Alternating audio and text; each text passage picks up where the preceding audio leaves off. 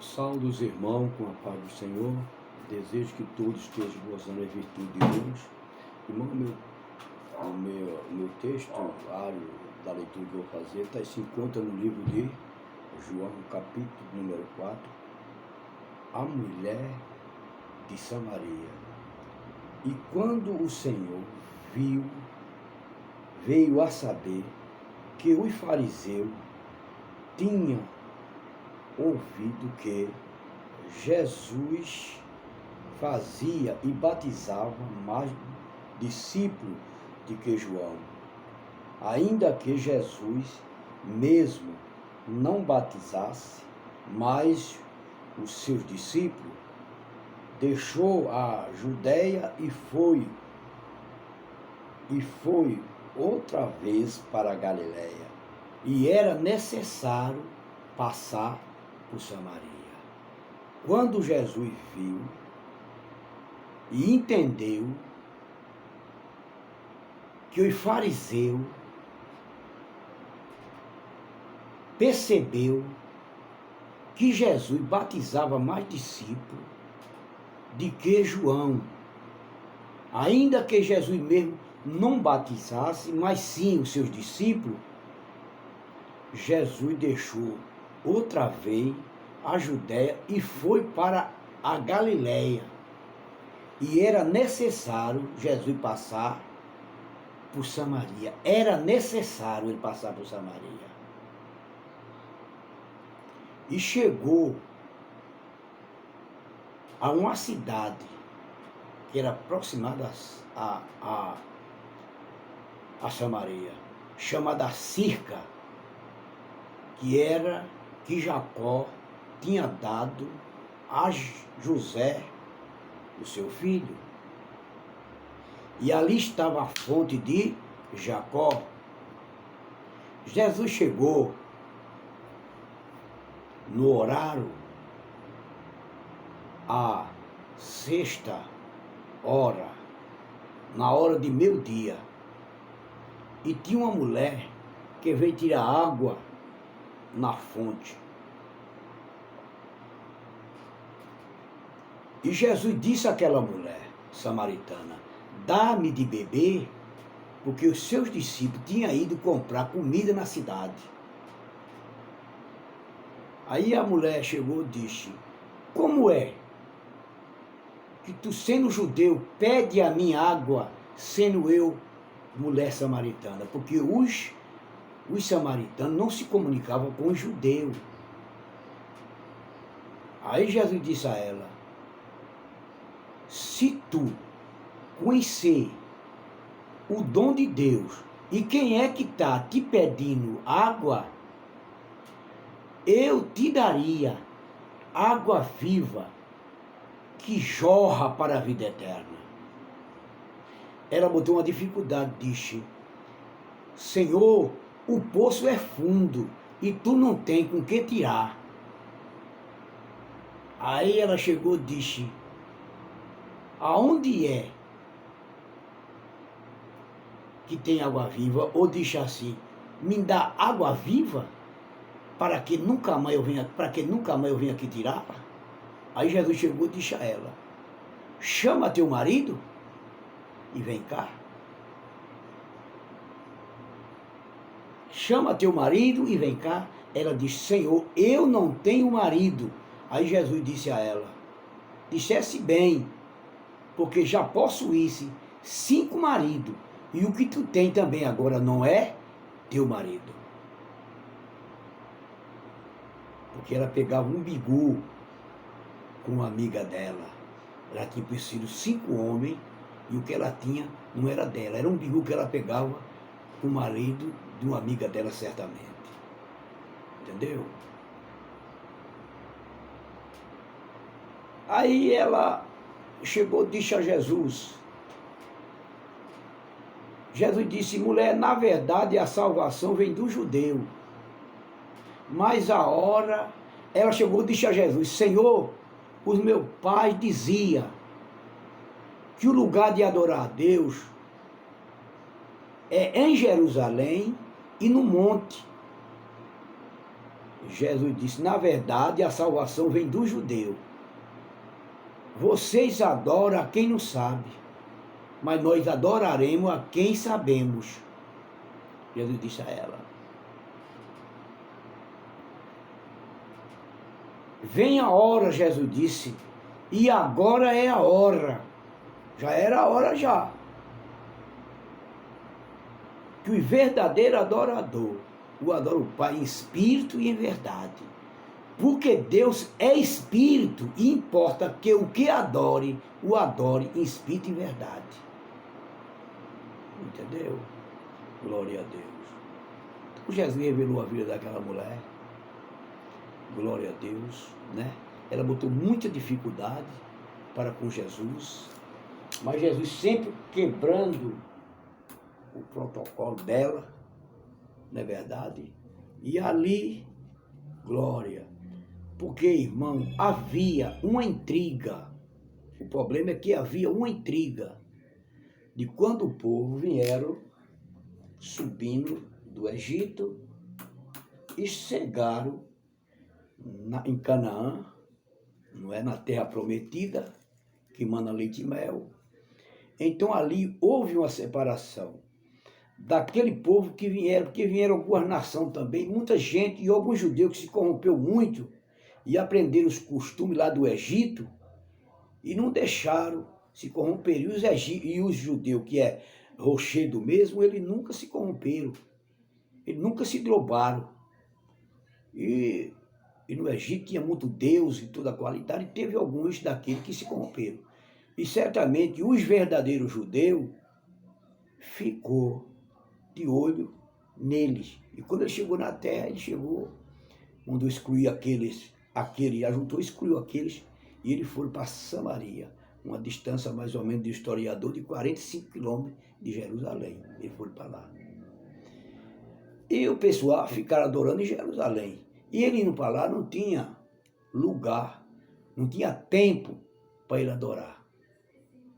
Aí ele ficava adorando num monte chamado Gerizim, lá em Samaria, né? E por isso ela chegou e disse que os nossos pais, ela viu dizer que os nossos pais, ela disse que adorava a Deus,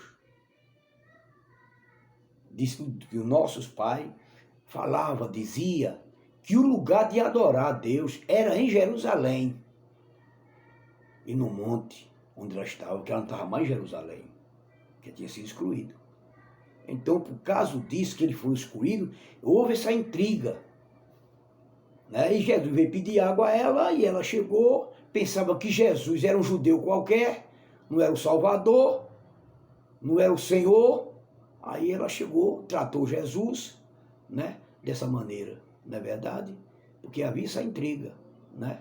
E eles ficaram sem o tempo para adorar, mas adorava a Deus no monte Gerizim, lá ele adorava a Deus, né? Por isso ela diz que os nossos pais diziam que o lugar de adorar a Deus é em Jerusalém, ou no monte. Aí Jesus chegou e disse a ela, vocês adoram, na verdade, a salvação vem do judeu, porque Jesus não era judeu, não é judeu? Então chegou e disse, na verdade, a salvação vem dos judeus. Está falando dele mesmo.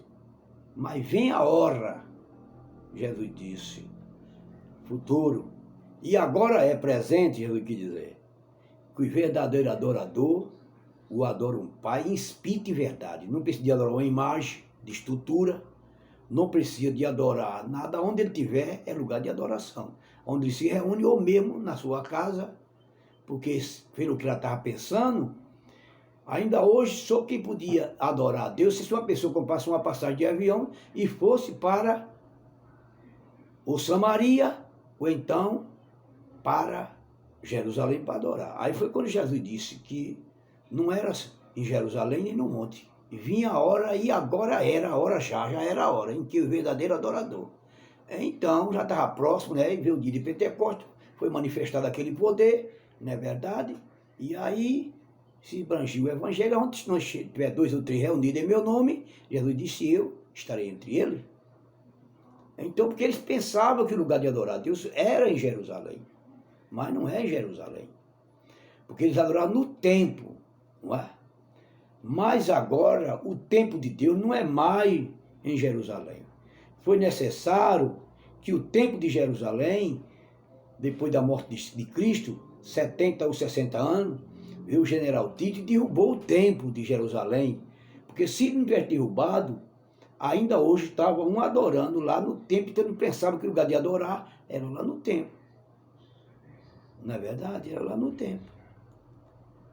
Mas o tempo de Deus agora, na graça, no novo pacto que Jesus fez, estava já falando para a mulher, o novo pacto, o tempo de Deus é nós. Nós, muitas vezes, algum de nós chamamos a igreja de tempo. Aqui o tempo de Deus não é tempo de Deus, o tempo de Deus agora é nós. Coríntios 13 diz, não sabeis vós que sois o tempo de Deus? Então o tempo de Deus é nós, não é mais daquilo ali. As igrejas que nós, ali um ponto de congregação, ou um lugar que a gente se congrega. O tempo de Deus agora é nós. Agora, antigamente, no velho pacto, que foi transitório, ali era o lugar de adorar a Deus, era ali mesmo. E Deus descia ali no templo. O sacerdote se preparava, não é? Trazia um incensário, colocava um molusco ali, como que fosse uma casca de aroá, ou então caramujo, vamos dizer assim, fosse como um caramujo, a casca seca, colocava a essência da mirra ali dentro, e ali tocava fogo e começava balançando para lá e para cá, como o padre faz. Mas isso aí, para nós, é coisa transitória, não existe mais para nós. Não é verdade? Isso aí está nas obras da lei. E a Bíblia diz, maldito todo aquele que permanecer nas obras da lei. A lei se acabou. Isso foi a lei. Então Deus descia, porque a fumaça esbrangia ali dentro. A depois do véu que estava atravessado, o véu do templo. E ali Deus descia naquela fumaça, com aquele perfume, e falava com o sumo sacerdote, não era com o sacerdote, com o sumo sacerdote, um homem só escolhido na nação. Deus falava com ele, e ele ouvia Deus falar, a fumaça era aplicada ali, porque Deus ninguém pode ver, mesmo que o sacerdote não podia ver. O sacerdote ouvia Deus falar. Ali ele, ouvindo Deus falar, ali ele chegava, quando terminava de fazer seu trabalho com o incensário, incensando, e a fumaça, aí ele vinha, aplicava a lei para Israel, para o rei, e para os sacerdotes e todas as pessoas de Israel, como é que devia fazer. Ele falava para um homem. E ele entrava ali com um bocado de campainha na sua cintura, amarrado com cordão. E o cordão ficava do lado de fora. Quando Deus descia ali, que falava com ele, naquele lugar, então ele ficava vibrando ali, ficava dançando, e a campainha ficava batendo, balançando, lingo, lingo, lingo, lingo. Aí quando acontecia que a campainha se calava, era porque ele não estava preparado para Deus falar com ele. Aí ali mesmo Deus queimava ele, e quem entrasse ali era queimado, no lugar santíssimo, que era aquele lugar reservado. Nem o sacerdote ele estava lá. Aí o que acontece? As pessoas puxavam ele para fora e ia preparar outro homem, outro ano, outro sumo sacerdote para ele entrar. E aí era isso que acontecia. Mas ninguém podia entrar, só o sumo sacerdote. E os sacerdotes ficavam dentro do templo. E as pessoas comuns, que não era sumo sacerdote, o povo de Israel ficava no pátio, no pavimento do templo, lá de fora. Mas só quem entrava era assim. Mas depois que Jesus morreu, acontecia um fenômeno, né? Quando Jesus morreu, a Bíblia diz que ali as pedras se fendeu, né? Muitos corpos santos foram ressuscitados na cidade santa e foram vistos pelos olhos do povo naquela hora. Houve treva, as potências do céu se abalaram e o véu do templo se rasgou-se de alto a baixo. Não é? O véu do templo, que tinha um véu separando o lugar do sumo sacerdote, o lugar do sumo sacerdote, que entrava somente ali, e tinha o véu, e para fora ficava o sumo sacerdote. Aí ficava 80 sacerdotes à vez. Está entendendo? Que o sacerdote era o doutor da lei, que aprendeu a lei de Moisés e falava para o povo. Por isso ele não quis se aquebrantar de Jesus, os sacerdotes, porque ele era os homens que eram zelosos pela lei, não é verdade, e não queria se aquebrantar. De jeito nenhum. Ele não queria, porque ele não se aquebrantava. Porque a lei veio primeiro, não é verdade? Mas a lei foi transitória. Mas quando Jesus estava na cruz, Jesus chegou e disse: Pai, a obra está consumada. Na tua mão tem o meu espírito. Então a obra da lei, a lei foi terminada. Agora nós estamos em graça, não é? A Bíblia diz lá em Efésios, não é? Capítulo 2, e o contexto fala: vós sois salvos pela graça, mediante a fé. Isso não vem de vós mesmos, nem das vossas obras, para que ninguém se glorie, mas sim um dom de Deus. Então agora é graça. A graça quer dizer favor não merecido. E lá em Gálatas 3, maldito todo aquele que permanecer nas obras da lei. Não é verdade? Porque o fim da lei foi Cristo, meus irmãos. Então, é isto, não é verdade? Nós estamos em graça. E tem muitas dominação aí, igreja, que ainda estão trazendo os rudimentos, não é verdade? O rudimento da lei. E a lei terminou. Nós estamos em graça. Nós devemos obedecer, não é verdade? O que está escrito de Atos Apóstolos até no livro de Apocalipse, né? Ali tudo é graça. Muitas coisas ali da lei não está escrito ali. Então Deus continue abençoando os irmãos, não é? Ajudando os irmãos, não é? Que o verdadeiro adorador adora o Pai em espírito e verdade, porque Deus é espírito, não é somente no tempo. Jesus disse: vem a hora e agora é a hora, né? Que o verdadeiro adorador não adora o Pai, não é aqui no templo e nem no monte, mas adora Deus em espírito e em verdade. Onde você chegar, você como o templo de Deus, então Deus está dentro de você, porque você é o templo de Deus, morado do Espírito Santo.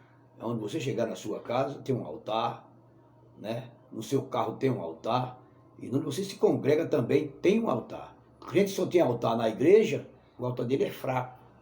Porque tem que ter um altar em casa também. Ele, como templo de Deus, tem que chegar na igreja já, com o altar já, com o fogo aceso. Não deixe para acender lá onde nós se congrega, porque você não é o templo de Deus já. Então você vai se congregar, então ali Deus vai esbranger na sua vida, de dentro para fora, com várias manifestações, né, através do Espírito Santo, meus irmãos. Meus amados, fiquem na paz do nosso Senhor Jesus Cristo. Deus continue abençoando os irmãos. Os irmãos divulguem, compartilhem, não é verdade? Glória a Deus. E se inscreva, né? Porque Deus é fiel e vai continuar nos ajudando. Fica na paz.